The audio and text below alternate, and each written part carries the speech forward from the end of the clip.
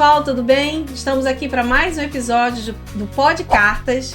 E esse é um episódio muito especial do Dia das Mães. Eu queria começar esse tempo lendo um poema para você, de Mário Quintana. Diz assim: Mãe, são 3 letras apenas, aos desse nome bendito, 3 letrinhas nada mais, e nela cabe o infinito. E palavra tão pequena, confessam mesmo os ateus, és do tamanho do céu e apenas menor do que Deus. Queria começar a gente pensar sobre maternidade, pensando na grandeza do amor de uma mãe, o que é ser isso tudo. E para esse momento, temos aqui convidadas muito especiais, mulheres de Deus, que vão dividir suas experiências de maternidade, vão estar testemunhando coisas maravilhosas que Deus fez na vida de cada uma delas. Vamos lá? Então vamos começar se apresentando. Começa, Sara. Eu começo, gente? Começo.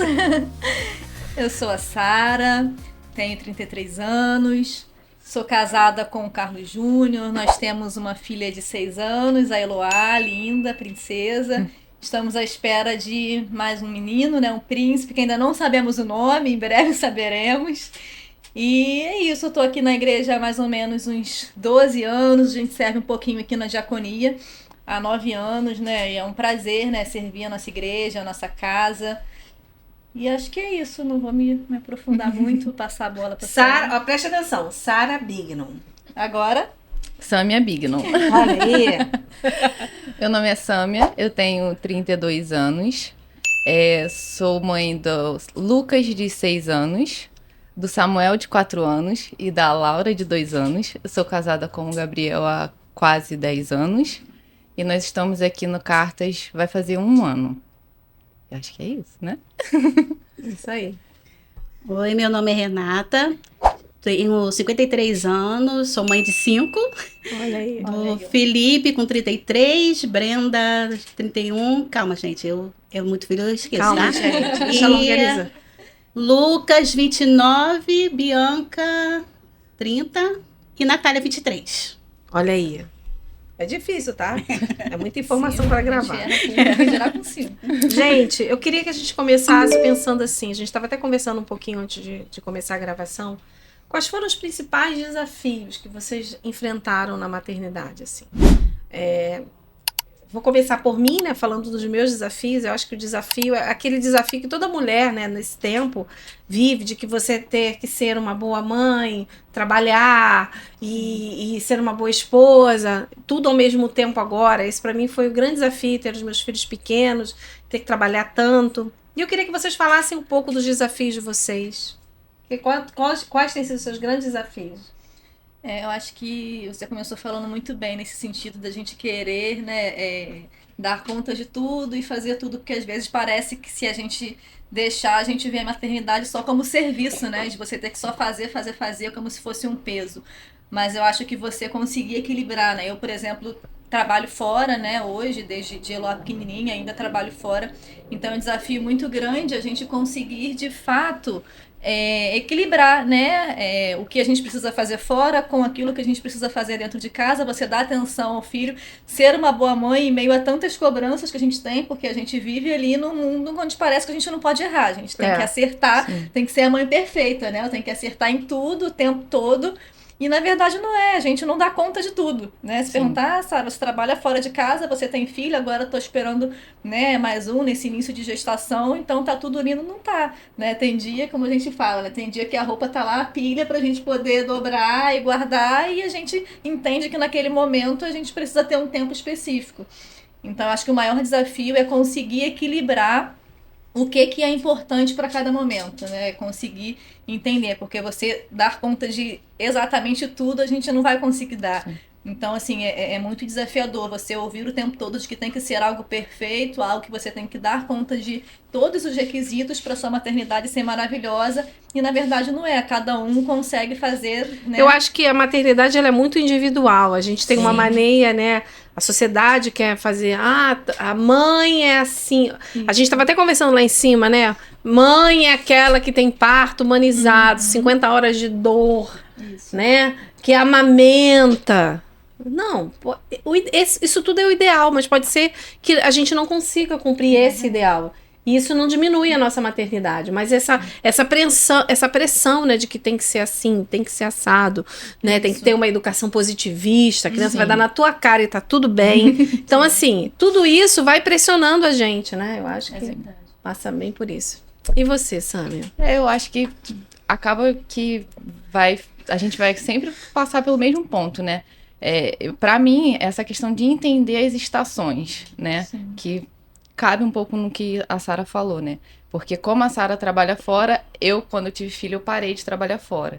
E chegou um determinado momento que isso começou a vir como uma culpa e uma cobrança sobre mim. Só que dentro da realidade que eu vivia no momento... Da sua realidade. Da minha realidade, que entra sobre a individualidade de cada um, né? Não cabia para mim trabalhar fora. Então, em determinados momentos, entender a estação que eu estava vivendo foi um grande desafio para mim. Eu aceitar, não, agora não tem como eu trabalhar fora, eu preciso estar aqui com os meus filhos. Então, isso foi e ainda é, às vezes, um desafio para mim, né? Eu agora estou começando a me encontrar novamente, mas ainda é um desafio para mim entender a estação, sabe? Que você está vivendo. Isso. Amém. E você, Renata? O meu desafio maior também foi esse, de precisar trabalhar e deixar as crianças em casa, né? E eu chegava no trabalho, eu era cobradora de ônibus e meu coração ficava muito acelerado, porque era assim, eles cuidando deles, não tinha uma pessoa responsável porque eu precisava trabalhar. E quando chegou a parte do aluguel, pagar aluguel, 5 filhos, pagar aluguel, e é material, e é chinelo, é cabelo que corre. Então, assim... Gente, eu fico pensando no tamanho da panela. Até hoje eu não sei fazer pouca comida, de verdade. E não consigo fazer pouca comida, eu tô me policiando. E, assim, a culpa, né? E, às vezes, eu me encontrava, as lágrimas caíam, porque eu sabia que meus filhos estavam em casa sozinhos. E era pior ainda quando estava um doente. Ou então, Deus. Cheguei em casa um dia, uma filha, a janela caiu, a Bianca, e cortou o dedo, teve que ir para o hospital. Aí um vizinho levou. A Brenda fritando bolinhos, queimou aqui. Aí ela, para disfarçar, para eu não ver, colocou um pano em volta. Acho que ótima. Então, enfim. Então, isso tudo era muito difícil. Mas eu tinha opção, eu não tinha opção, na verdade. E os pais foram embora, né? O pai da mais nova faleceu quando ela tinha 7 anos. E era eu ou eu. E nesse tempo sombrio que eu passei, eu não estava... já havia me afastado, mas o Senhor sempre me guardou.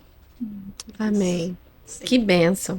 Olha, muita coisa pra gente conversar aqui nesse tempo. A gente pensando sobre isso, eu estava pesquisando lá em cima sobre... Diante de tantos desafios que a maternidade traz... É interessante a gente pensar, vou até abrir aqui a reportagem. Olha só, vou ler para você a reportagem que está aqui na CNN. No Man, cresce o número de mulheres que não querem ter filhos. Termo que vem do inglês no mothers, né, mãe não, define quase 40% das brasileiras. Olha isso, gente. País tem hoje menor taxa de crescimento desde 1872, ou seja, 40% das mulheres no Brasil já pensam em não ter filhos. Eu acho que isso também é fruto dessa máxima cobrança, dessa história da culpa, de como você vai fazer, cada um dentro da sua realidade, dentro da sua condição, como é que a gente faz para administrar tudo isso. Eu queria que vocês contassem agora algum testemunho da sua maternidade, assim. Eu conheço um pouco da história de vocês. Eu queria que você começasse contando como é que foi ter a sua primeira filha. Foi coisa linda de Deus. Conta aí. Olha, primeira filha, né? Aquela coisa antes da Eloá, a gente havia perdido, né? Foi. Anteriormente, com aproximadamente 2 meses. E logo, né, alguns meses depois veio Eloá e na gestação... No dia do casamento da Karen. No dia, eu linda, plena, para ser madrinha, né, a professora... Chegou eu depois que as dores começaram, né? Vamos pro hospital até identificar o vestido assim, sangue, indo pro hospital pleno de cabelo, maquiagem, que não podia nem mexer chegando no hospital, né? Então foi uma fase bem difícil, né? Aquele luto após que aconteceu, e ao mesmo tempo essa perda foi uma perda que ressignificou muita coisa para mim, que eu comecei a enxergar como que aquilo de fato seria importante, né? Então esse momento foi um momento muito difícil. E aí quando nós engravidamos novamente e veio a Eloá, a gestação em si da Eloá foi uma gestação muito tranquila, né? Não tive problema nenhum. Trabalhei a gestação inteira, foi uma gestação muito saudável, mas após o parto, né, 10 minutos após o parto, algumas questões bem sérias aconteceram, né? Eu apresentei algumas crises convulsivas e fiz um AVC grau 4, e foi assim um sangramento absurdo, e só o Senhor mesmo poderia fazer da forma que fez, porque como os médicos falaram, né? O sangue ele caiu exatamente no único lugar que ele poderia cair, senão eu não estaria aqui, né? E descobrimos um aneurisma cerebral, eu tenho um stent hoje no cérebro. Então foi tudo muito, muito assim, né? Então, uma recém-nascida, e ela ficou liberada porque ela não tinha nada, e ela foi para casa. E eu fiquei no hospital internada por alguns dias ainda, fui para casa, ela já tinha quase um mês, né? Então esse início para mim foi muito difícil, porque tinha ali uma bebê que precisava de mim, então eu contei com muita ajuda nesse período, porque eu não podia fazer nada, eu não podia pegar peso, eu não podia... Se eu fosse ficar com ela no colo, eu só podia ficar com ela no colo sentadinha ali, eu não podia levantar. Se ela chorasse, eu tivesse que levantar para ninar ela, para acalmar ela, por exemplo, eu não podia, né? Então foi muito desafiador esse início, e ao mesmo tempo a gente viu muito a mão de Deus, né? Quando eu fui para casa... Foi algo assim muito forte, porque o neurologista que me acompanha, ele me deu uma lista de contatos, assim, né? De diversos médicos. Ele falou assim: Sara, você vai para casa, e se você passar mal, você vai ligar para qualquer um desses contatos, porque alguém vai te atender. E a gente não tinha noção do que seria aquilo, né? Por que ele estava fazendo aquilo. E 15 dias depois nós voltamos na reavaliação, juntamente com o Eloá. Quando ele olhou aquilo, ele falou assim... eu não tô acreditando. Quando ele viu, né, a gente chegar, ele falou: não tô acreditando que vocês vieram. A gente não entendeu. Mas como assim? Por quê? Ele falou assim: porque quando eu te dei aquela lista de contatos para você ligar, é porque a gente tinha plena certeza de que a gente só estava mandando você para casa para você ter a oportunidade de conhecer a sua filha. Mas a gente achava que você não ia ficar, a gente achava que você ia voltar para o hospital e não ia voltar para casa mais. Então, naquele momento, a gente teve a dimensão de como o Senhor verdadeiramente fez o milagre acontecer, né? Então, o início da minha maternidade, ela foi, assim, marcada por muitos desafios, né? Por exemplo, eu não vi o umbigo de Eloá cair, porque quando eu cheguei, isso tudo já tinha acontecido, eu não acompanhei esse primeiro momento. E Deus, ele ainda foi muito bom, porque ela ainda amamentou, eu cheguei em casa e falei assim: ela já tá na mamadeira esse tempo todo, ela não vai conseguir, né, amamentar. E ela de cara, assim, quando olhou, eu consegui amamentar. Então, no meio de tantas coisas, eu acho que entra no que a gente falou lá no início, né? Tudo que eu tinha na mente, né, de um início de maternidade, primeira todo seu filha, plano, tudo, projeto maravilhoso. as lembrancinhas. Então, cadê? Né? O que foi nesse momento, né? Desde da poltrona maravilhosa. Para que eu ia querer uma poltrona? Gente, eu tava simplesmente em poder estar em casa, já era mais do que o suficiente. Eu lembro quando eu saí da UTI, o pastor, ele fala muito isso, né? Que só quem esteve dentro de uma UTI consegue, de fato, valorizar coisas muito pequenas. E, gente, eu dei graças a Deus pelo trânsito que eu peguei para voltar para casa. Então, toda aquela maternidade de novela, de televisão, que você faz tudo lindo, maravilhoso, as melhores, não, porque eu quero a saída da maternidade mais perfeita para mim. Eu não tava lá para escolher. Então, o que eu coloquei, alguém escolheu por mim. E isso não me fez menos mãe, como a gente estava falando, né? Então, foram muitos desafios, e nem sempre as coisas saem da forma perfeita que a gente quer. Isso é importante, né, a gente falar, né? Sim. Porque é a realidade da vida, né? A gente vai passando por cada coisa que não sai exatamente como a gente realmente planejou. Então, esse início eu acho que foi muito desafiador, até para eu entender que eu não tenho controle de nada. E que, graças a Deus, eu não tenho. Porque saiu da forma com que Ele queria, e a gente conseguir enxergar a bondade de Deus nisso. Porque, às vezes, a gente foca tanto naquilo que a gente queria, porque a gente acha que o nosso plano é maravilhoso, né? Uhum. Então, tudo muito planejadinho. Ah, não, a gente já tinha, né, aconteceu uma perda, agora a gente tem essa oportunidade de ter filho, vamos planejar tudo dessa forma. Então, o que a gente pôde fazer, e aí entra naquela de enxoval, né? Eu vou comprar isso e aquilo para preparar tudo. E nesses momentos você vê o que é isso, né? Não se torna nada. Você vê que o maior presente, a maior dádiva é você ver que você tá ali bem, e no meu caso literalmente foi isso, a dádiva da vida mesmo, tanto a minha quanto a dela.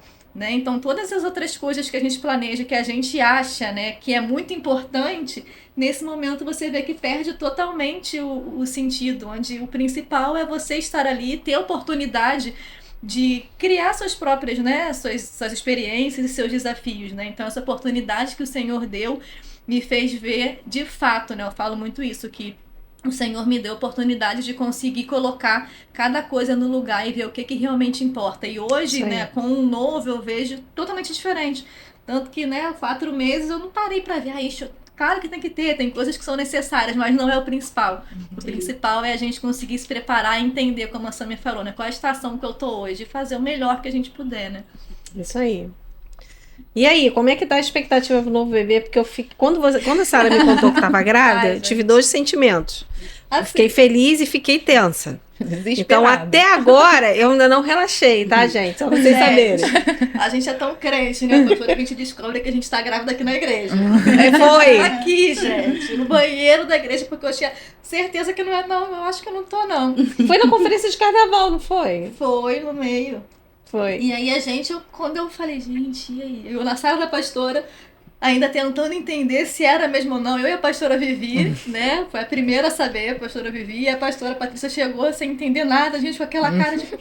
Eu não, gente, eu acho que não é não. Eu acho que não, é não. Então, os pauzinhos assim, pretinhos. Isso aqui tá gritando, claro que é, não tem como ser falso. Eu falei, tem certeza, vamos fazer outro. A gente não acreditou, eu não acreditei, todo mundo já tinha acreditado.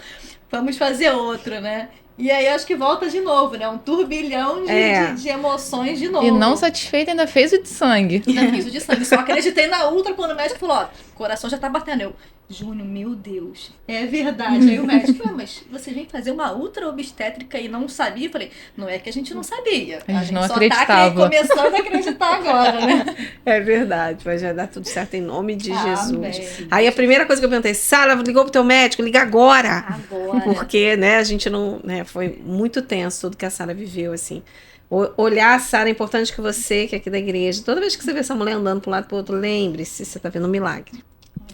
Né? E como que vocês contribuíram, assim, eu tava conversando hoje um pouco com a Sâmia, né, antes de vir, porque tudo que a gente passou, né, se a gente deixar pela gente, você cria toda uma barreira, né, e você não quero mais. Então eu fiquei por um longo tempo muito assim, não vai ter mais nada, como se eu fosse a dona da minha vida e determinasse os meus dias, né. E um dia a pastora conversando comigo sobre isso me fez começar a pensar numa nova possibilidade, né? Coisa que eu tinha apagado por tudo que aconteceu. Não vou querer viver isso novamente. E aí, através de uma ministração também da pastora Vivi, ela trouxe uma palavra assim maravilhosa. E naquele dia eu me rendi assim, eu falei, Senhor, eu entrego todos os meus medos, porque a gente tem tantos medos e tantas coisas dentro da gente, né? E naquele dia eu entreguei tudo ao Senhor, né? Uns 2 anos atrás eu falei, Senhor, eu não estou me programando para isso, mas a partir de hoje eu quero quebrar qualquer nível de rejeição, sabe, que eu tenha na minha vida, que internamente eu sabia que eu estava cultivando aquilo. E eu falei, eu quero quebrar isso e eu quero verdadeiramente consagrar o meu ventre ao Senhor, porque se existe, no plano que o Senhor tem para minha família, se existe mais alguém aqui, além de nós que já estamos, que o Senhor fique à vontade para fazer. Então aquela ministração da pastora Vivi, assim, até do testemunho dela da Zoe, né, que também é lindo. Foi, um testemunho lindo. Como que aquilo tocou e realmente me fez parar e pensar, gente, eu não sou dona de nada, se o Senhor quiser fazer, mas a partir daquele dia eu dei liberdade para que o que Ele realmente tinha para minha casa, que eu não queria ser uma pedra de tropeço, como eu falo, né, eu queria contribuir para viver exatamente o que Ele queria, independente de mim e da minha vontade. Né? Amém. E você, Sâmia? Conta aí. Sâmia tem várias coisas para contar sobre a maternidade. 3. Então, assim como a Sara também, eu tive uma perda. Foi do meu primeiro filho, também perdi nessa faixa aí de uns 2 meses. E até ali eu não sabia o quanto eu queria ser mãe, né? E aí foi bem difícil aquele momento que eu tive que fazer a curetagem, tive que passar por todo esse processo. Eu ainda fiquei esperando para ver se meu corpo expelia, mas não aconteceu.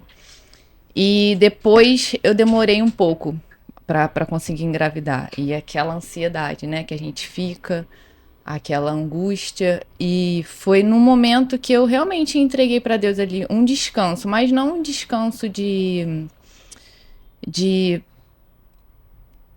Gaguejei, gente. O que eu senti naquele momento ali foi que eu precisava descansar no Senhor, no nível de... Senhor, se o Senhor fizer ou não fizer, o Senhor é suficiente na minha vida. O Senhor basta. E foi nesse momento que eu engravidei do Lucas, eu acho que foi 1 ano depois, né? E foi uma gravidez tranquila, cesariana, aquela coisa linda, hospital particular, quarto particular, tudo maravilhoso. E... Rica. Quase isso. A perfeição. E aí... Tinha uma maternidade do Rio que ainda maquiava as mães, é tipo isso. Não foi nesse nível não, mas poderia ter sido. Ia ser bom. E foi muito tranquilo, assim, a gravidez do Lucas foi realmente um respirar, assim, na minha vida, sabe? Porque eu fiquei muito mal com a perda do primeiro filho. E ele foi realmente... Dizem que o segundo filho... O filho depois da perda é o filho arco-íris, né? E ele foi realmente esse sol, assim, na minha vida, depois de um período bem nebuloso. E aí, depois veio o Samuel, que a gente não teve o Samuel aqui no Brasil.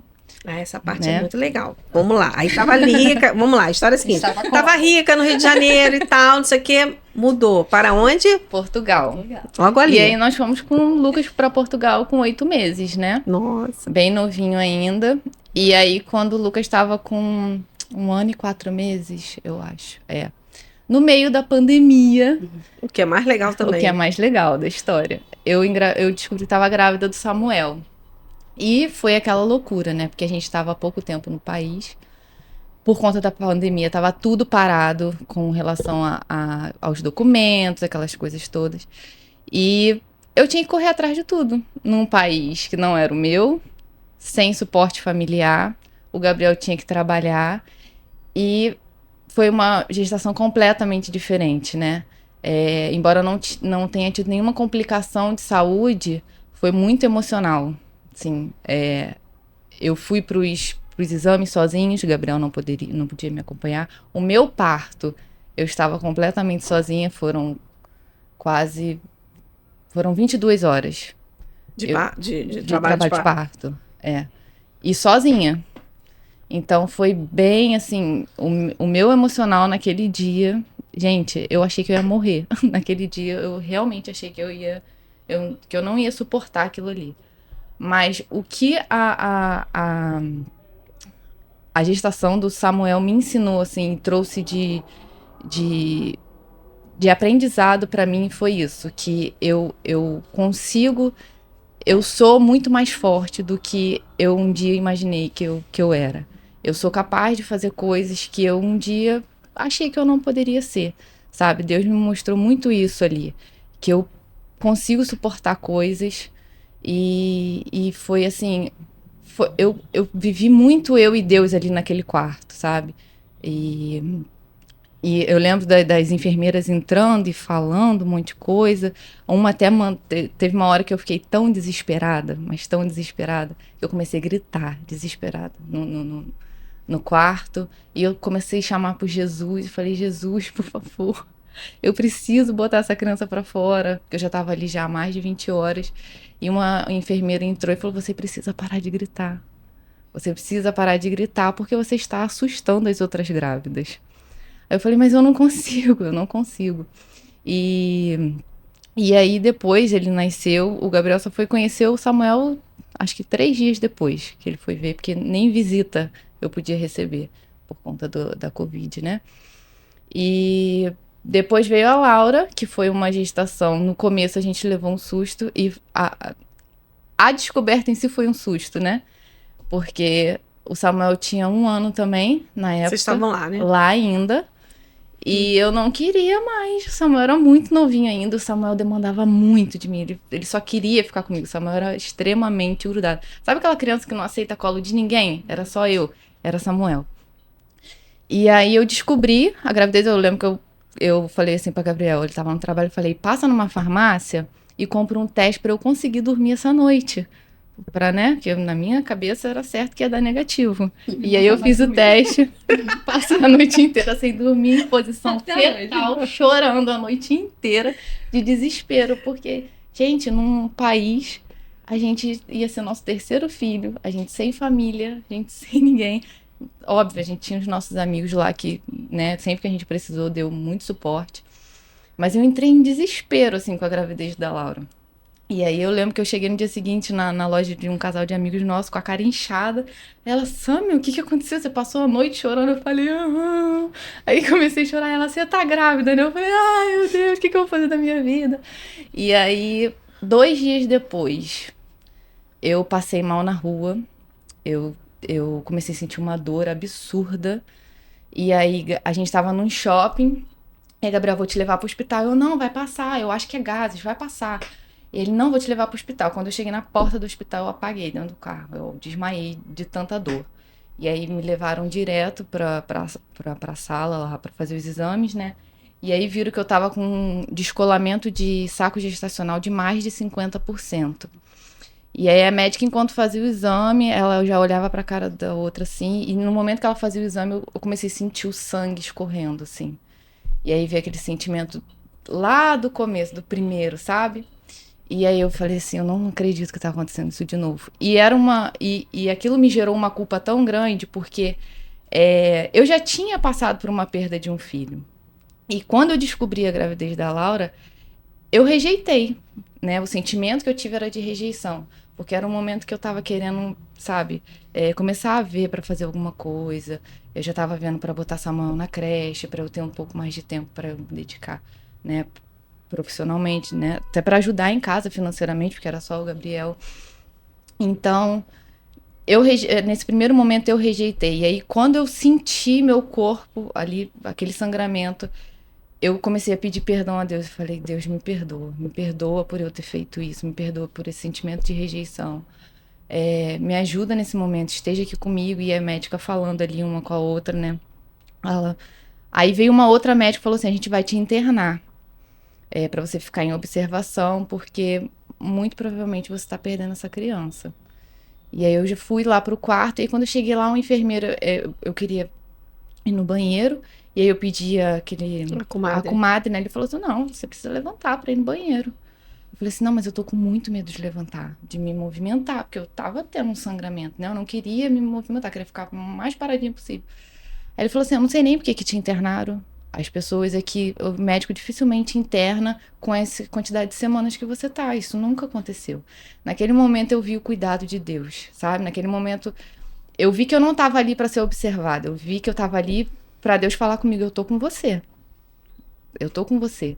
E aí no dia seguinte, eu fiz uma ultra com uma médica maravilhosa. E ela fazendo a ultra, ela falou, realmente tem esse descolamento aqui, esse sangramento é justamente por conta do descolamento, por causa dos vasinhos e tal. E aí ela falou assim, você vai pra casa, você vai fazer repouso e tem, assim, grande chance de você levar essa gestação até o final. Você só precisa fazer esse repouso. Então, eu saí dali daquele hospital, eu precisava ficar até o dia seguinte, ter esse contato com essa médica, pra eu ter esse renovo de esperança, sabe? E depois dali eu fiquei mais um mês de repouso absoluto. Gente, repouso absoluto com mais 2 crianças pequenas em casa. Como é que faz, hein? E Gabriel trabalhando fora.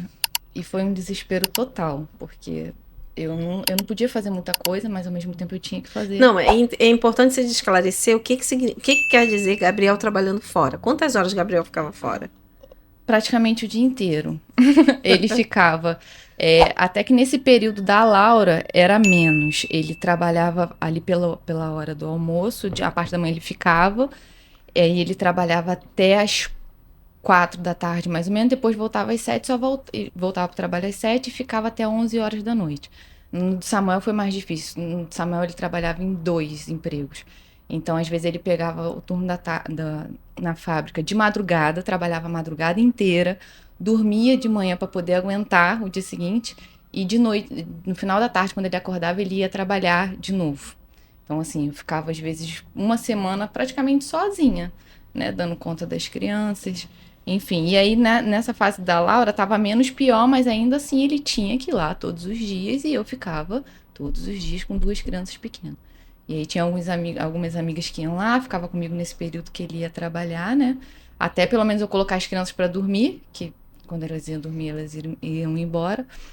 E E foi um período também bem desafiador, assim, pra gente lá, sozinho, assim. Mas depois que passou, graças a Deus, quando eu fui fazer a ultra de novo, eu fiz a ultra num dia, que tava marcado lá pelo posto, né? E aí o médico falou, realmente, tem aqui o descolamento. Eu fiquei assim, meu Deus, ainda tá aqui, não cicatrizou. No dia seguinte, quando eu voltei naquela mesma médica que ela marcou pra eu voltar, que ela olhou, ela falou assim, não tem mais nada. Não dá nem pra dizer que você teve um descolamento. E dali em diante foi só ressignificando os traumas da minha gravidez do Samuel, sabe? Até o parto. Foi um parto bem tranquilo, o Gabriel esteve comigo, pôde acompanhar todos os exames. Então, assim, foi realmente um novo de Deus, assim, na nossa vida. Amém. E você, Renata? Me conta aí. Diferente das meninas, as minhas gestações foram tranquilas. Só da última que eu tive um probleminha de hemorragia, mas nada comparado ao que as meninas passaram, né? Tive dificuldade depois que eles nasceram, né? E aí vem as doenças e tal, que foram...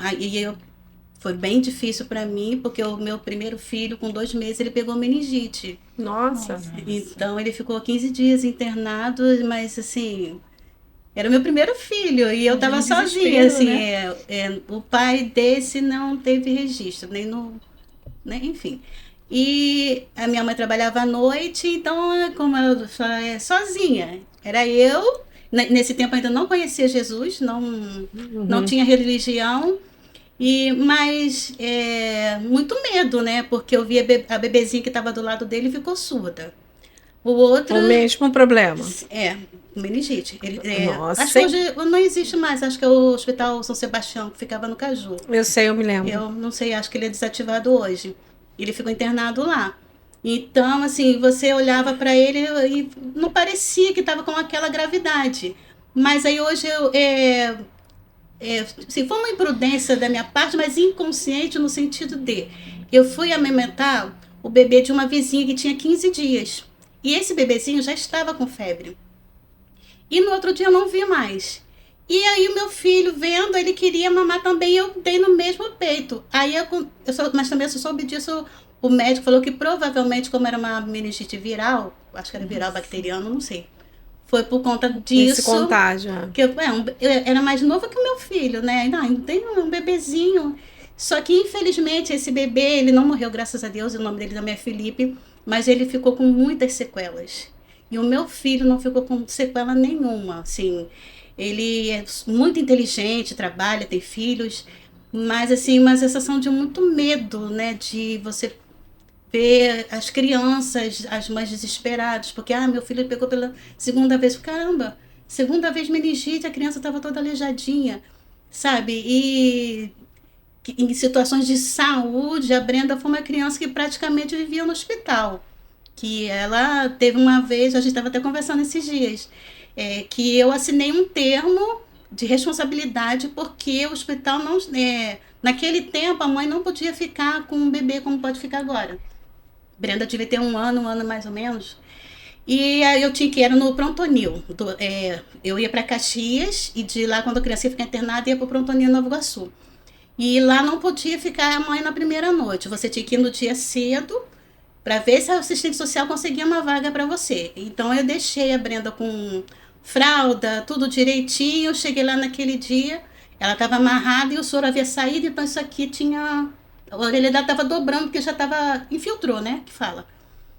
E isso porque já tinha passado outros... E aí eu falei, situação, a menina toda suja, e eu vi que estava muito cansada. E eu falei assim, não tem condições de ficar aqui. Enfim. E aí, na época, meu irmão, ele estava no exército, ele conseguiu uma ambulância, a ambulância ficou parada lá, só que aí o negócio travou. E o pai dela falava que não ia assinar. Eu falei... Teve que liberar a ambulância, aí eu falei, tá bom. E os médicos não queriam soltar a Brenda, ela estava ruinzinha mesmo. Mas eu não sei, igual eu falei, gente, assim, o Senhor, ele teve muita misericórdia da minha vida, porque uma voz falava, tira ela daqui. Mas se vocês vissem a Brenda hoje ela é linda, maravilhosa, né? Mas a Brenda só tinha cabeça e barriga.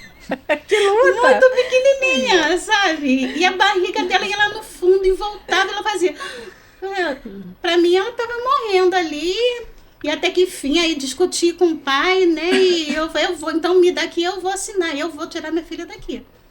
Assinei e era ônibus, naquele tempo também não tinha Uber, eu não teria condições.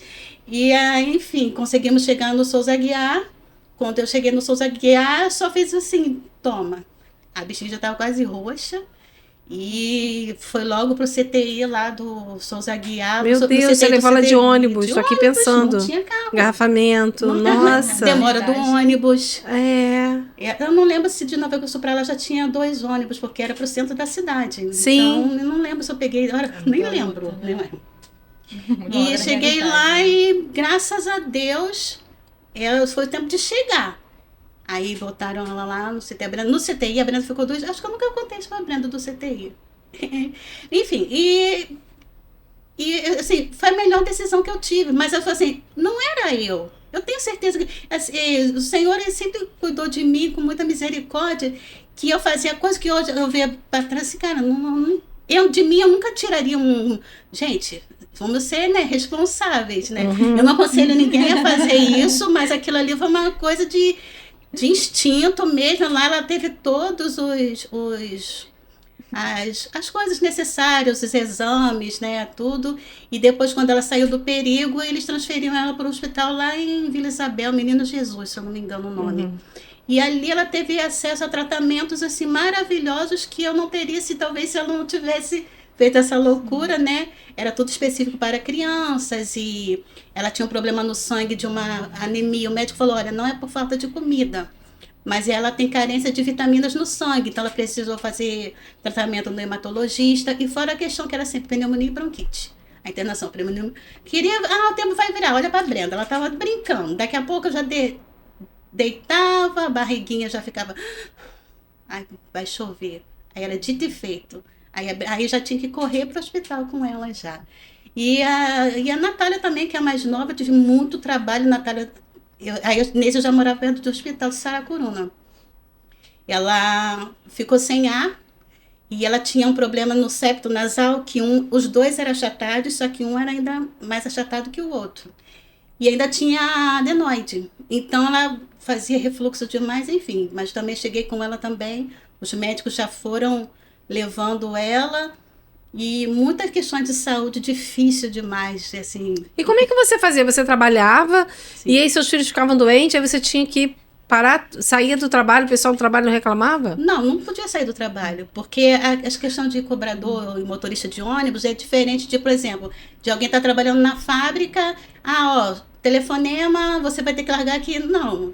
Naquele tempo até nem tinha telefone assim, e era um ônibus. Então, assim, a pressão muito grande. Você vai ter que dar suas viagens primeiro para depois você ir. Caramba! E tanto é que numa internação da Natália, numa das internações da Natália, ela ficou, acho que 16 dias internada. Eu fiquei com ela direto. Ficava com ela direto. Foram me descontados todos os dias, mesmo levando atestado, mesmo falando que não tinha ninguém para trocar. Aí o meu homem falou, numa guerra nascem inocentes e culpados. Morrem inocentes e culpados. Tá bom, né? Mas aí eu fiquei tranquila porque eu estava fazendo a minha parte. Eu estava lá com ela, né? Mas assim, de saúde, graças a Deus, em mim não, só o susto com as crianças mesmo. Porque criança, né, quem tem filho pequeno sabe, criança é isso aí, né? Volta e meia tem algum problema. Fica bom, o outro isso aí, imagina em 5, olha que luta. É verdade. Gente, a maternidade, ela é algo assim, fascinante, assim, porque eu não sei vocês, eu acredito que sim. A gente descobre o verdadeiro significado da palavra amor, né? Quando você vê aquela criança, você é capaz de qualquer coisa. Você é capaz de atentar até mesmo contra a sua própria vida por amor àquela pessoa. E eu queria que agora vocês dividissem com a gente qual foi a grande coisa, assim, a melhor coisa que a maternidade trouxe para sua vida. Eu queria que vocês dividissem isso, assim, meu Deus, a maternidade. Nessa estação que eu estou vivendo, você estava falando de estação, a melhor coisa que a maternidade trouxe para mim foram os netos, que são sensacionais. Que se ser mãe, deixa eu te falar, se ser mãe é bom, quando você for avó, você vai descobrir que é outro patamar. Mas e aí? A parte boa, né? A parte sensacional. É, tira toda a pressão, né? Aquela Sim, pressão. é sem pressão. É uma maternidade sem pressão, é Isso. ótimo. Como meus pais falam, os pais que lutem pra poder ensinar e educar, Isso que a aí. parte boa, vocês querem só aproveitar a parte boa, né? É difícil, assim, né, da gente definir uma coisa, né? Mas eu acho que a maternidade, ela traz muito, assim, me trouxe, né, uma transformação muito grande. Sabe, preciso só que você chegue. Isso. Ela trouxe, acho que, uma transformação muito grande, assim, né? Acho que você falou, assim, um ponto, né? Porque, literalmente, é um amor que você não sabia que existia, são coisas que você faz que você não imaginava que você faria, e muito mais do que a gente falar, porque a gente fala muito da maternidade no sentido dos filhos, né? Não, porque o filho que é lindo, que é maravilhoso, que é encantador, realmente, a gente fica ali babando.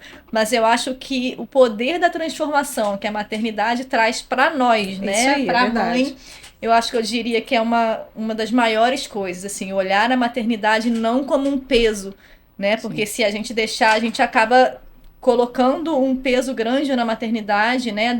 Da parte ruim, como a gente falou aqui, né? Como a pastora leu aqui, né, reportagem de 40% de mulheres que estão optando por não terem filhos, porque colocam como um peso, colocam como algo ruim, então se é algo dessa forma eu não quero ter, eu não quero vivenciar isso, né? Então eu vejo muito a maternidade como uma dádiva mesmo, sabe? Como um presente, e não só olhando para o filho, que literalmente transforma mesmo, né? Não tem como a gente falar que a nossa vida é exatamente a mesma depois que os filhos chegam, porque não é, né? Transforma tudo, mas eu acho que muito mais do que transformar a nossa casa, o ambiente, as obras que a gente faz, o que a gente acaba remanejando para receber esse filho, eu diria que para mim muito mais é o poder de transformação em nós, mães, que gera, né? Coisas que nós não imaginaríamos, que nós pudéssemos em algum momento fazer ou sentir, a força, né? Como a Samia até dividiu aqui, que a gente enxerga, que a gente tem, que a gente nem sabia, né? A dedicação, então acho que você começa a ter um outro olhar. Então, acho que se pudesse resumir, eu diria que seria o poder de transformação para nós, enquanto mães, que a maternidade nos dá essa honra de viver, que eu acho que nenhuma outra experiência vai trazer aquilo que a maternidade consegue nos proporcionar. Legal. E aí, Gente, é muito esticado, né? Muito esticado. E eu acho que, pegando um gancho no que Sara falou, a gente se torna pessoas muito menos egoístas, né? Com Porque certeza. a gente se doa muito. E a gente, muitas das vezes, principalmente ali naqueles primeiros anos, a gente não tem nada em troca. A gente só se dá. A gente se dá, e a gente não tem nada em troca. Pra mim, assim, pessoal, foi essa questão que eu já até comentei, né? Da força mesmo. Eu percebi que eu me tornei uma pessoa... Ainda tô em processo de muita coisa, mas eu percebi que me fez realmente mais forte, mais corajosa. Hoje eu consigo chegar num lugar e me expor melhor, sabe? Coisa que eu não conseguia fazer. E eu sei que isso foi da maternidade, foi de tudo que eu passei, principalmente quando eu tava lá em Portugal, nesses que eu tive que passar por muitos processos sozinha. Então eu consegui, parece que, me conectar, sabe, comigo e conseguir ver que realmente a maternidade trouxe isso pra mim, de me tornar mais corajosa, mais forte, de conseguir enfrentar coisas que eu achava que eu não poderia. não venceria. Muito legal. E você, Renata? Com certeza a força. Eu era uma mulher que... medrosa. E depois que eu tive meu filho, a minha mãe falou assim, ó, é problema seu, vai. Tipo assim, mas foi bom pra mim, porque tudo, tipo, por exemplo, vai ir pra um médico, eu tinha que ir, mas eu não pegava nem ônibus sozinha e tal, mas eu já tinha 19 anos. Você foi mãe pela primeira vez com quantos anos? 19. 19. Aí depois Nova, que eu tive... né? Então, assim, mas quando o pai da Natália morreu, aí eu já não estava mais com ele, mas aí, assim, eu ficava pensando, caraca, e agora? Mas ele já não ajudava antes, não é o pai dos outros. Mas eu morei com ele e depois a gente se separou, enfim. Mas aí, assim, eu tinha muito medo, né? O meu medo era deles ficarem com fome, sabe? Na minha cabeça, assim, meu Senhor, mesmo não sendo crente, Deus não deixa meus filhos passar fome. Eu tinha muito medo de sentir fome. Então, assim, nessa ânsia de eu já trabalhava como cobradora, mas aí eu vendia folga, eu vendia férias, e sabe, é aquela cobrança que você tem de trabalhar fora e ficar dentro de casa. Eu tinha muito essa cobrança, mas eu tinha que pagar aluguel também, tinha que comprar comida. E tinha os seus temores que você acabou de falar, que era de faltar alguma coisa para eles. Sim, então, e remédio, muito gasto com remédio eu tinha. E igual eu falo, o Senhor, o Senhor já estava me puxando para Ele. E uma vez eu conto um testemunho que eu gosto muito de falar com os meninos sempre, eu trabalhava como cobradora e eu ia dobrar. E eu já tinha deixado a Natália em casa muito mal, com febre, cansada. Então eu ia dobrar, que o dinheiro da dobra eu trazia para casa, que eu ia comprar o remédio. E nesse dia, aí a gente trabalhava com um motorista desconhecido, que era da tarde e tal. Aí esse motorista, ele queria fazer coisa errada. E eu falei com ele que eu não ia fazer. E aí ele começou a ficar muito ignorante comigo e tudo. Aí quando eu desci para poder dar a guia que a gente fala, que é um papel de controle para o despachante, quando eu voltei, que o ônibus ia fazer a volta lá na central, tinha 17 roletadas. Eu tive que pagar do meu bolso 17 passagens. Porque ele, de maldade, ele falou que não ia dobrar mais. E além disso, porque o dinheiro todo ficava com a gente, né? E ele falou que não queria mais dobrar comigo. E assim, eu entreguei para o despachante o número. Quando o despachante subiu para conferir, estava 17 números a mais. Meu Deus. E assim, caiu meu mundo, porque como é que eu tenho que comprar remédio para a Natália, que ela estava com febre. E eu saí, olhei assim, a Brenda já estava acordada. E eu fui para casa, porque aí já tinha perdido o horário de dobra, não ia chamar ninguém porque todas as duplas já estavam feitas e tal. E eu chorei muito naquele dia, já para prestar conta. A sorte que a menina me emprestou dinheiro, porque se você entregar dinheiro faltando, você não pode trabalhar. Você tem que pagar primeiro, pode ser 2 dias, 3 meses, você ia ter que pagar para depois. Ela me emprestou o dinheiro que faltava, que o meu dinheiro de troco não era o suficiente para cobrir, e eu fui para casa. Só que quando eu cheguei em casa, a Natália já tinha comido e estava brincando. Então eu falei assim, do jeito que eu deixei ela em casa. E aí a Brenda falou, mãe, ela almoçou e está brincando. Assim. Então assim, esses medos, essas força, porque às vezes eu não tinha mais vontade de sair. Já nos últimos anos, meses assim, de trabalho, eu já não queria ir, e o Senhor supria com as minhas necessidades, sabe? Do impossível, nunca mais eu vi aquele motorista também, porque eu costumava dobrar com um motorista específico, que era da minha turma. E nesse dia ele não dobrou.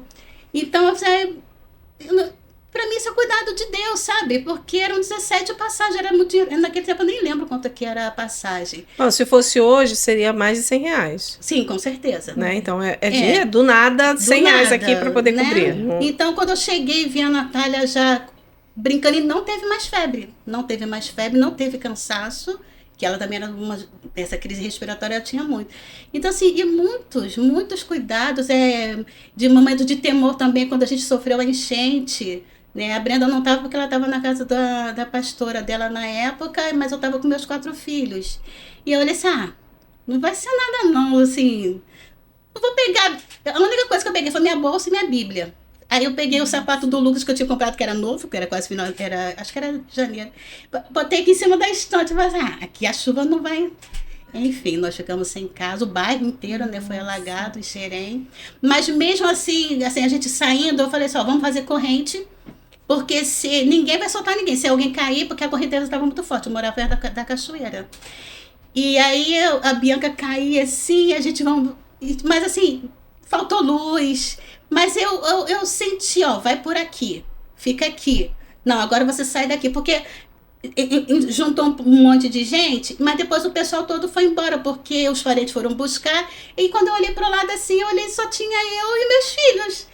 E eu falei, meu Deus, eu não tenho ninguém para que me busque. Aí eu vou tentar ir para casa de uma amiga minha que morava no alto do... A correnteza estava muito forte, a gente não conseguia subir. Aí eu fui para uma escola, aí começou a ir pessoas na escola.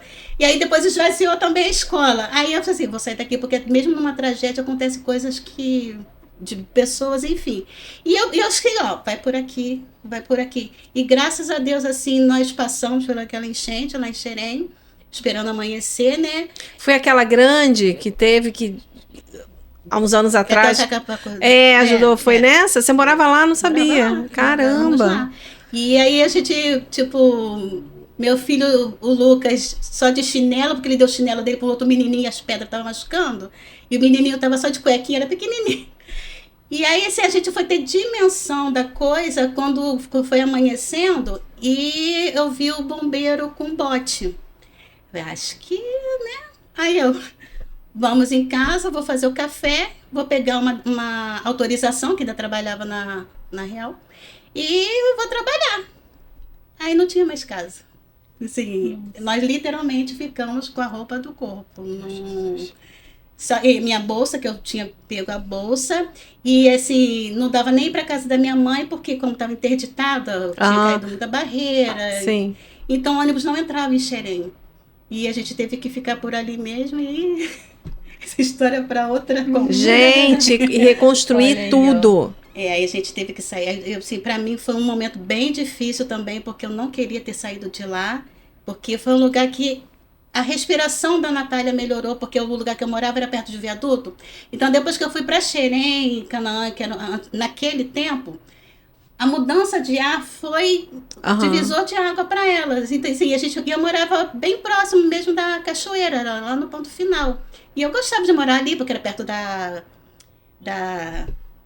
rodoviária, enfim, eu tinha que sair de madrugada, né, perigos, então mas assim, e eu falo, sempre Deus na minha vida cuidando de tudo, né? Tudo, assim, mesmo. Não, porque assim, eu me lembro dessa tragédia que infelizmente aconteceu em Xerém, e assim, famílias perderam pessoas, o Senhor guardou os seus filhos, né? É que eu falo, né, quando eu fui morar lá, atrás da minha casa passava um filete da cachoeira, não cobriu o pé de ninguém. Não cobriu o pé do meu filho Lucas, que era pequeno naquela época. Quando eu abri a porta de trás, que a dona da casa que falou, Renata, vai ver como é que tá o rio. Tipo assim, aí eu acho que quando eu comecei a ter mais experiências com o Senhor, aí que eu abri a porta e eu paralisei. E eu paralisei de verdade, eu senti meu corpo congelar, porque a água já tinha subido e você só escutava assim, barulhos de galho quebrando, e eu vi geladeira passando, e eu tenho certeza que ele foi o Espírito Santo que fez assim, acorda e pega as crianças, porque não ia dar tempo. Se eu tivesse saído para trabalhar no horário que eu saía 3h40 da manhã para pegar na Central 5:50, tinha que estar lá no ponto. E eu saí 3h40 para pegar o ônibus de 4 horas. Se eu tivesse saído naquele tempo, talvez eu não teria nenhum dos meus 4 filhos, que eram adolescentes, pequenos, dormindo. E a casa que eu morava, uma árvore, que eu falei, gente, eu não sei quantas pessoas estavam do lado assim. Ela parou, atravancou na parede do banheiro e atravessou a casa toda. Caramba! Mas assim, arrasou Xerém naquele tempo. Foi, eu me lembro, assim, pilhas, assim, montanhas de lama, com coisa, uma coisa terrível. Enfim... Foi mesmo. Mas aí, eu falei, foi Deus que guardou a gente mesmo, que eu não fui trabalhar naquele dia, até porque não ia ter condições, porque essa chuva começou já na tarde do dia anterior. E aí eu olhava assim, nossa, essa chuva tá diferente. E choveu a noite inteira. Eu até me levantei para poder arrumar a minha bolsa e depois voltei. Aí depois eu escutei a dona da casa gritando, socorro, socorro, minha casa vai alagar, não sei o que. Até você entender, né, que você tá... Aí quando eu voltei, peguei os meninos e falei, vamos ficar aqui. Aí daqui a pouco o Felipe fala, mãe, olha aquilo ali. A gente viu uma nuvem branca assim. Aí já era a água que estava vindo, que já tinha caído a barreira lá. E estava enchendo a cachoeira mais aí. Só que vinha muito, muito entulho, né? Então aí a gente saiu. Aí quando nós voltamos no dia seguinte, eu não consegui nem abrir a porta. A areia, peixinho. Peixinho, sabe? E foi triste, foi ficando pior depois, né?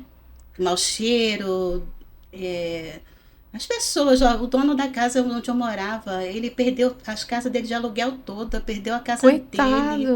Ele é um senhorzinho, muito bonzinho.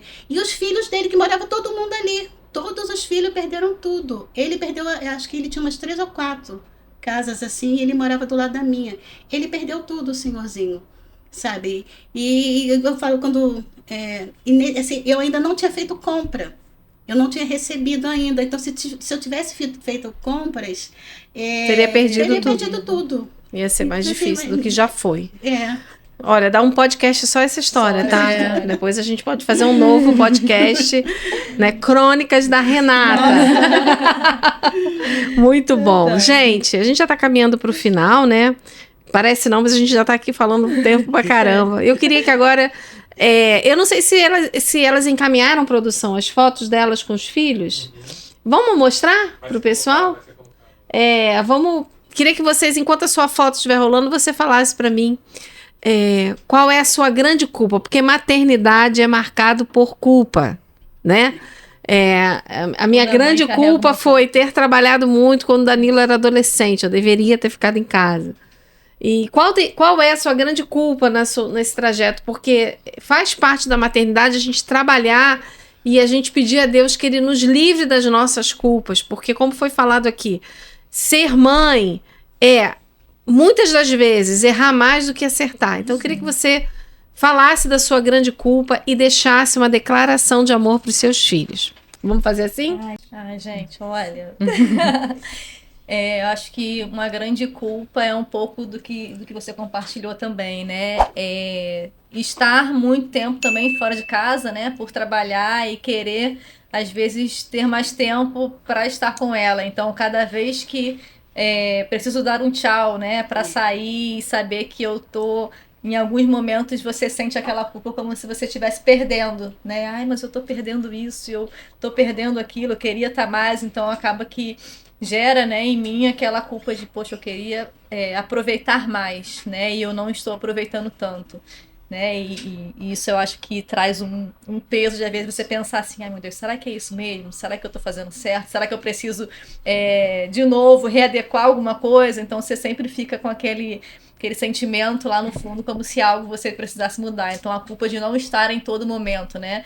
E por mais que você se organize e se dedique para estar nos momentos principais, como apresentação de escola, né? Momentos que a gente não quer perder, mas você não conseguir estar ali 100%, né? Eu carrego um pouco dessa culpa. E declaração, gente, olha, é difícil, né? Porque a gente se emociona, assim, né? Mas olhar para Eloá, assim, ver verdadeiramente uma nova chance que o Senhor me deu, né? Então, se eu pudesse falar algo para ela, seria que realmente, assim, através da Eloá, né? Através da vida da Eloá e da maternidade, o Senhor conseguiu ressignificar muitas coisas na minha vida, né? De eu conseguir enxergar o que realmente importa. E ela literalmente traz alegria para os nossos dias, né? Para mim, para minha casa, para o meu marido. Cada coisa que ela ensina, cada coisa que a gente vivencia, e ela com todo o jeito dela falante, né? Quem conhece sabe como que Eloá é falante. Então ela nos ensina muito. Eu sou assim muito grata ao Senhor por ela, e que eu poderia dizer assim como que eu amo, né? Ser mãe da Eloá, e que a minha oração todos os dias é para que a gente consiga, né? Cooperar para que ela possa ser apaixonada por Jesus, né? Porque Amém. nesse mundo que a gente tem vivido, as crianças elas estão sendo expostas a tantas coisas, né? Então todos os dias eu falo, Senhor, de tantas coisas que eu poderia pedir, eu não quero pedir nada além, né? Porque as outras coisas deixa acontecer, mas que ela seja completamente apaixonada pelo Senhor e que ela consiga ver, né? Que não existe nada que se compare a isso. Né? Eu acho que isso já seria mais do que suficiente. Então, dizer que ela, para mim, foi, assim, literalmente uma nova chance de poder enxergar a vida de uma outra forma, e que ela é a alegria e a paixão dos nossos dias. Que legal. E aí, agora qual vai ser a próxima foto? Vamos ver. Tem que fazer foto, hein, Sara? Totalmente, gente. Eu falei que hoje espera o barrigão crescer, que deve fazer uma de barrigão. Eu vou fazer, gente. Meu Deus. Vamos ver qual vai ser a mãe, gente. Que vai ser. Olha aí, ó. Essa aí, ó. Atualizadíssima. São lindos, né? Gente, eu tenho que babar um pouquinho. Então, a culpa que eu sinto é porque, como é um muito pertinho do outro, às vezes eu tenho a sensação de que eu não consigo dar a atenção que cada um merece, sabe? Por mais que eu não trabalhe fora, o trabalho dentro de casa, ele não termina, né? Nunca mais acabou. Então, eu sinto que eu me perco muito, às vezes, nos afazeres e deixo de dedicar tempo a eles, sabe? E muitas das vezes eu me pego com esse pensamento de que, por mais que eu esteja dentro de casa com eles, eu estou me perdendo nos meus afazeres e não dando a eles a atenção que eles realmente poderiam estar tendo, por eu estar ali com eles. Então... E pelas demandas, né? Porque como a idade é muito próxima, eu tenho que atender tudo muito rápido, né? Eu tenho que atender um aqui, o outro já tá pedindo e eu não dou atenção que esse aqui precisa, porque eu tenho que dar nesse aqui. E isso às vezes me gera uma culpa. E o que eu queria falar para eles é que cada um deles representa um tempo da minha vida, sabe? O Lucas, ele veio para me mostrar que há tempo para todas as coisas, que Deus sabe o tempo exato para todas as coisas. O Samuel, ele veio num momento muito difícil pra gente, ele foi esse suspiro de esperança na nossa vida, sabe? Ele me mostrou que Deus realmente ele é bom em todo o tempo, independente das circunstâncias. E a Laura, ela veio como uma novidade de vida pra gente, sabe? Deus fazendo novo, que Deus é um Deus de novidade, que ele faz tudo novo, ele ressignifica todas as coisas. E gente, eles são os amores da minha vida, né? Não tem como, assim, né? Foi o que a Sara falou, a gente já fica emocionado só de falar, porque eles são preciosos demais, demais. Mamãe ama vocês. Lindos. Essa foto é a foto do grupo Filhos da Renata, tá, gente? Eu vi outro dia. Isso. E eu achando isso, que tenho muito. Então, é isso, gente. É o tempo mesmo. A gente tem que trabalhar, a gente tem que fazer as coisas. E eu me culpo muito pelo que eu não fui, não porque eu não queria ser, mas porque eu não podia ser naquele momento, né? Como ela fala, as estações. Copiando as frases de você, né? Cada filha foi uma fase, mas assim, eu tenho muito orgulho dos meus filhos, de todos eles, eles. Lucas, Brenda, Bianca, Natália, e eles... É isso, gente, é força. Porque quando a gente tá mal, quando eu estava mal, eles me davam força para mãe, vai, continua. Brenda é uma grande incentivadora, Bianca, todos eles são incentivadores de todos os aspectos. Do mínimo, mamãe, você vai emagrecer, saúde, não sei o quê, estudar. Sim, e eles me colocam para cima. Eu não faço porque...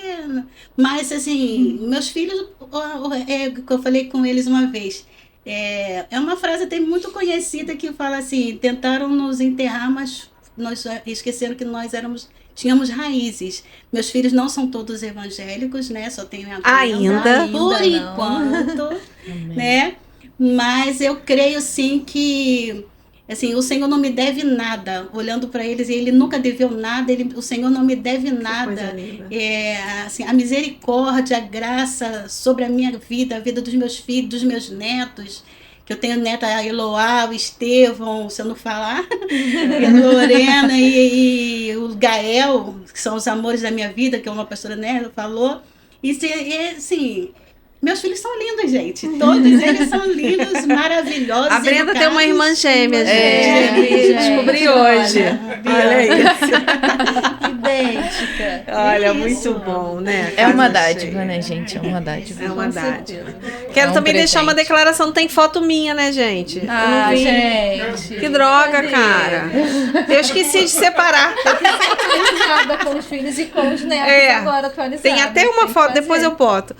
Eu quero deixar uma declaração para os meus filhos que eu os amo demais. Eles são presentes de Deus para minha vida. Daniel, o Daniel é um espelho para mim, porque eu me vejo muito no Daniel e vejo assim quanto a misericórdia de Deus foi tremenda na vida. Está sendo na vida do Daniel, o homem que ele tem buscado ser nesse tempo. Eu louvo a Deus pela vida do Danilo. O Danilo é a minha alegria desde que ele nasceu, né? O nascimento do Danilo também foi muito marcante para mim. Danilo caiu da mão da enfermeira, foi uma treta danada. E assim, o Danilo desde sempre foi aquela alegria. Ele cantava, ele dançava, ele tocava dentro de casa, ele era assim. Então ele sempre me empurrava para esse lugar da alegria, de descontração. Então assim, eu louvo a Deus pelos filhos que eu tenho. Louvo a Deus porque os meus filhos hoje estão me dando netos, e netos são sensacionais. E fica aqui a minha declaração, eu amo vocês demais. Como a Renata falou, eu tenho muito orgulho de vocês, eu me inspiro em vocês. Hoje vocês são a minha inspiração. Ai, que lindo. Amém, gente? Vamos terminar esse tempo assim, muito coraçãozinho de mãe, amor de mãe, meladinho mesmo. Bem babão. Pois é. Gente, muito obrigado por estar com a gente nesse episódio, que você possa compartilhar com mulheres que talvez estejam passando por desafios semelhantes ou precisam de uma palavra de esperança. Compartilhe esse episódio, que ele possa ter falado muito ao seu coração, em nome de Jesus. Fiquem com Deus.